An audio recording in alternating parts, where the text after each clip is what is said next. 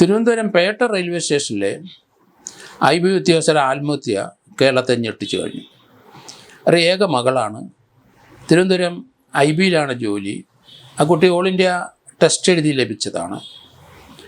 ആ കുട്ടിയുടെ ഒപ്പം സുകാന്ത് എന്ന് പറഞ്ഞ മലപ്പുറംകാരനും IB ടെസ്റ്റ് എഴുതി, അയാൾക്കും ജോലി കിട്ടി. ഇവർ രണ്ടുപേരും രാജസ്ഥാനിലെ IBയുടെ ട്രെയിനിങ് സെൻറ്ററിലായിരുന്നു. അവിടെ വെച്ച് കൂടുതൽ പരിചയപ്പെട്ട അടുപ്പമായി. ഒരാൾ തിരുവനന്തപുരം എയർപോർട്ടിലും മറ്റേയാൾ എറണാകുളത്തും ജോലി. ഇവർ തമ്മിൽ അടുപ്പം കൂടി, കൂടുതൽ ബന്ധപ്പെട്ടു, സ്നേഹിച്ചു. രണ്ടുപേരും അമിതമായി ആഹ്ലാദിച്ചു. അതിനുശേഷം ഈ പെൺകുട്ടിയെ കല്യാണം കഴിക്കാൻ അയാൾ തയ്യാറായില്ല. കാരണം പെൺകുട്ടി അയാളെ മോഹിച്ച് പെൺകുട്ടിയുടെ വീട്ടിൽ പറഞ്ഞു, എനിക്ക് ഈ കല്യാണം നടത്തി തരണം. ഏക മകളാണ്. അമ്മ പാലക്കാട് കളക്ടറേറ്റ് ജോലി, അച്ഛൻ റിട്ടയർ ചെയ്തു. അവർ പെൺകുട്ടിയുടെ ജോലിയുടെ സൗകര്യാർത്ഥം തിരുവനന്തപുരത്ത് എയർപോർട്ടിനടുത്തൊരു വീട് വാടകയ്ക്കെടുത്ത് താമസം. ഒറ്റ മകളാണ്. അമ്മ ശനിയാഴ്ച പാലക്കാട് നിന്നെത്തും. അവരെന്നിട്ട് തിങ്കളാഴ്ച പാലക്കാട് കളക്ടറേറ്റ് ജോലിക്ക് പോവും. അച്ഛനാണ് മകളെ വീട്ടിൽ നോക്കിക്കൊണ്ടിരിക്കുന്നത്. ആ കുട്ടിക്ക് തൊട്ടടുത്താണ് എയർപോർട്ടെങ്കിലും എയർപോർട്ടിൽ പോയി വരാൻ ഒരു കാറും അവർ വാങ്ങിച്ചു കൊടുത്തു. അങ്ങനെ സന്തോഷമായിരിക്കുന്ന ആ പെൺകുട്ടിയാണ് പേട്ടയിലെ ആത്മഹത്യ ചെയ്തിരിക്കുന്നത്. പേട്ട ചാക്ക ITIയുടെ അതിൻ്റെ മുമ്പിലുള്ള വിജനമായ കുറേ ഭാഗമുണ്ട്, റെയിൽവേ ട്രാക്ക്. ആ റെയിൽവേ ട്രാക്കിൽ വെളുപ്പിനെ 5:30-6 മണിക്കകം ആ കുട്ടി ട്രെയിനിന് മുമ്പിൽ മലന്ന് കിടന്നു ആത്മഹത്യ വരിച്ചു. പെൺകുട്ടിക്ക് ഈ സുകാന്ത് എന്ന് പറഞ്ഞ IBക്കാരനുമായിട്ട് അടുപ്പവും സ്നേഹവും. പെൺകുട്ടി എറണാകുളത്ത് പോവും കാറിൽ. അവൻ ആ കാർ ഓടിച്ചുകൊണ്ട് നടക്കും. അത് തന്നെ മലപ്പുറത്തെ വീട്ടിൽ അപ്പനും അമ്മയുണ്ട്. ഏക മകനാണ്. ഈ പെൺകുട്ടികളുടെ അടുപ്പം കാരണം അവർ തമ്മിൽ കൂടുതൽ അടുത്തപ്പം ഒരു പ്രഗ്നൻ്റായി ആ പെൺകുട്ടി. അതൊരു ക്രിമിനൽ അബോർഷനാണോ എന്തെങ്കിലും ഒരു അബോർഷൻ നടത്തി. രണ്ടുപേരും സമ്മതത്തോടെ ആയിരിക്കണം.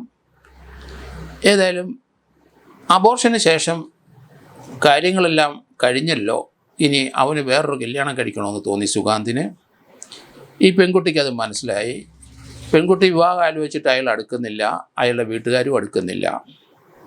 പല പ്രാവശ്യം ഇയാളെ വിളിച്ചു, ഇനി എനിക്ക് വേറെ മാർഗമൊന്നുമില്ല, ഞാൻ സൂയിസൈഡ് ചെയ്യും. അങ്ങനെ പല പ്രാവശ്യം പറഞ്ഞ് കഴിഞ്ഞപ്പം അയാൾ വഴങ്ങുമെന്നാണ് വിചാരിച്ചത്. അയാളത് രസമായിട്ട് കണ്ടു. കാരണം പ്രഗ്നൻസി കളഞ്ഞല്ലോ. അയാൾ സൂയിസൈഡ് പെൺകുട്ടി ചെയ്യുമെന്ന് പറയുമ്പോൾ കളിയാക്കി സംസാരിക്കാൻ തുടങ്ങി. അതിനുശേഷം പല സന്ദർഭത്തിലും ഇയാൾ വിളിച്ച് ചോദിക്കും, എപ്പോഴാണ് സൂയിസൈഡ് ചെയ്യുന്നത്?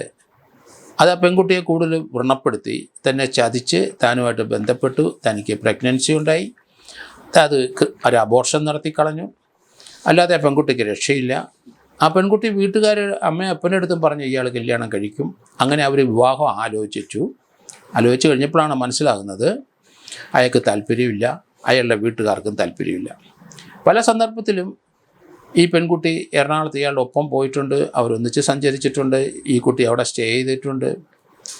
പക്ഷേ പെൺകുട്ടി ഇപ്പം ഇയാളോട്ട് കൂടുതൽ അടുക്കാൻ ശ്രമിച്ച് വിവാഹത്തിലേക്ക് പ്രവേശിക്കാൻ ഇപ്പം അയാൾ അകന്നകന്ന് പോകുന്നതായിട്ടാണ് കാണുന്നത്.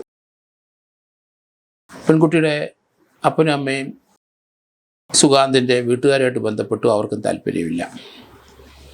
ഞാൻ മരിക്കും എന്ന് പറഞ്ഞപ്പോൾ എപ്പോഴാണ് മരിക്കുന്നതെന്ന് ഔത്സുക്യത്തോടെ കൂടുതൽ ആകാംക്ഷയോടെ അത് ചോദിച്ചുകൊണ്ടേയിരുന്നു. അത് വാട്സാപ്പിലും അത് മെസ്സേജായിട്ടുമൊക്കെ പെൺകുട്ടിയോട് ചോദിക്കുന്നുണ്ട് ഇയാൾ എപ്പോഴും മരിക്കുമെന്ന്.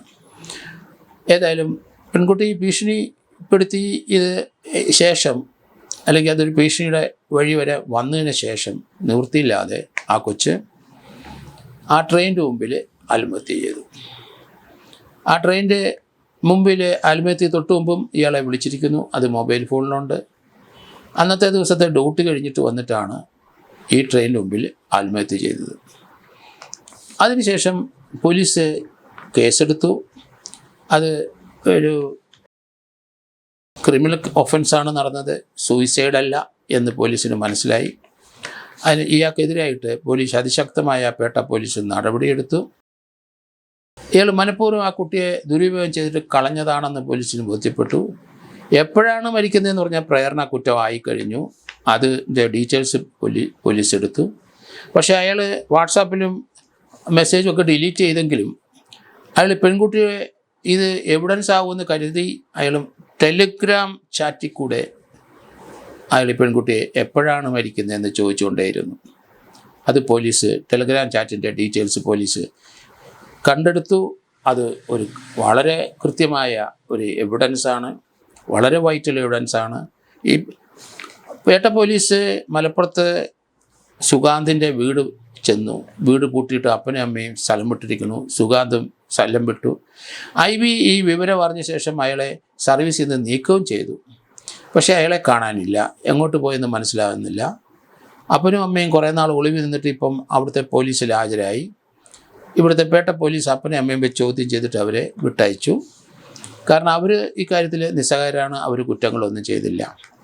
അതേസമയത്ത് ഇയാളെപ്പറ്റി യാതൊരു വിവരവും ഇല്ല. ഇപ്പോൾ കേരള ഹൈക്കോടതിയിൽ മുൻകൂർ ജാമ്യത്തിനെത്തി. കോടതി ഏതായാലും തിങ്കളാഴ്ച അതിൻ്റെ വിധി പറയും. അപ്പോൾ ഇയാൾക്ക് ജാമ്യം കിട്ടുമോ ലഭിക്കുമോ ഇല്ലെന്ന് അറിയത്തില്ല. പ്രേരണ കുറ്റം തന്നെയാണ്, യാതൊരു സംശയമില്ല. പോലീസിൽ സറണ്ടർ ചെയ്ത് അയാളെ റിമാൻഡ് ചെയ്യും. അതിനുശേഷം അയാൾക്ക് കോടതിയിൽ പോയി ജാമ്യം എടുക്കാം. കോടതിയുടെ ഡയറക്ഷൻ എന്താണെന്ന് അറിയില്ല, തിങ്കളാഴ്ച അറിയാം. എങ്കിലും സറണ്ടർ ചെയ്യാൻ പറയുള്ളൂ എന്ന് എനിക്ക് തോന്നുന്നത്. കാരണം ഇതുപോലുള്ള സംഭവങ്ങളൊക്കെ നമ്മൾ കുട്ടികൾ ഒരു മകളും ചിലപ്പോൾ ഒരു മകനുമൊക്കെ ഉള്ളൊരു ഇതുപോലുള്ള എടുത്തുചാട്ടങ്ങൾ നടത്തി വീട്ടുകാരും നാട്ടുകാരും അറിയാതെ രഹസ്യമായ ബന്ധപ്പെടലുമൊക്കെ ഉണ്ടായി അബദ്ധത്തിൽ നിന്ന് ചാടുന്നതിൻ്റെ ഒരു ടിപ്പിക്കൽ എക്സാമ്പിളാണ് ഇത് എന്നെനിക്ക് തോന്നുന്നു. കാരണം ആ കുട്ടി അയാളെ വിശ്വസിച്ച് അയാളുമായിട്ട് ചേർന്ന് അത് അത്ര നാളത്തെ പരിചയം, ഒന്നിട്ട് ട്രെയിനിങ് കഴിഞ്ഞു, രണ്ടുപേർക്ക് ഉദ്യോഗമുണ്ട്, രണ്ടുപേരും നല്ല പൊസിഷൻ ജീവിക്കാൻ കഴിയും എന്നുള്ള പ്രതീക്ഷയിലാണ് ആ പയ്യനുമായിട്ട് ഈ സുഗാന്തുമായിട്ട് ഈ പെൺകുട്ടി അടുത്തത്. പക്ഷേ സുഗാന്ത് പെൺകുട്ടിയെ ചതിക്കുകയായിരുന്നു. അയാളുടെ ജീവിതം പോയി, പെൺകുട്ടി മരിക്കുകയും ചെയ്തു. പെൺകുട്ടിയുടെ മാതാപിതാക്കൾ ഏക മകളെ അവർക്ക് നഷ്ടപ്പെടുകയും ചെയ്തിരിക്കുന്നു. ഏതായാലും തിങ്കളാഴ്ച ഇയാൾക്ക് ബെയിൽ ലഭിക്കുമോ ഇല്ലയോ തിങ്കളാഴ്ച അറിയാം. അതിനുശേഷം ചിലപ്പം കോടതിയുടെ വിധി എന്താണെന്നറിയത്തില്ല. പോലീസിൻ്റെ മുമ്പിൽ സറണ്ടർ ചെയ്യാനുള്ള ഡയറക്ഷൻ ആണെങ്കിൽ വന്ന് കീഴടങ്ങിയേ പറ്റുള്ളൂ. അയാളെ റിമാൻഡ് ചെയ്യും. അയാളുടെ ഒരു പ്രവൃത്തി മൂലം, ഒരു പെൺകുട്ടിയെ ദുരുപയോഗം ചെയ്തത് മൂലം അയാളും കുടുംബവും, ഈ രണ്ട് കുടുംബങ്ങളും ഏകദേശം നശിച്ച രീതിയിൽ തന്നെയായി വന്നിരിക്കുന്നു. കാരണം ഇതുപോലെയുള്ള പ്രവൃത്തികൾ ബുദ്ധിപൂർവം ചെയ്യാത്ത കാരണം ഇങ്ങനെയുള്ള എടുത്തുചാട്ടങ്ങൾ ആ പെൺകുട്ടിയായിട്ട് അതിനെ അടുത്തിട്ട് അതിനെ ദുരുപയോഗം ചെയ്തിന് അതിനെ കളയാനുള്ള മനസ്സ്, അതൊക്കെയാണ് ഇങ്ങനെയുള്ള വികല ചിന്തകൾ ഉള്ള ഇതുപോലെ ഉള്ള പയ്യന്മാർക്ക് ഉണ്ടാകുന്നത്. ജോലിയും പോയി, അവരുടെ വീട്ടുകാരും വിഷമത്തിലായി. ഈ പെൺകുട്ടിയുടെ പെൺകുട്ടിയെ നഷ്ടം അപ്പനും അമ്മയും നിരാശയിലായി.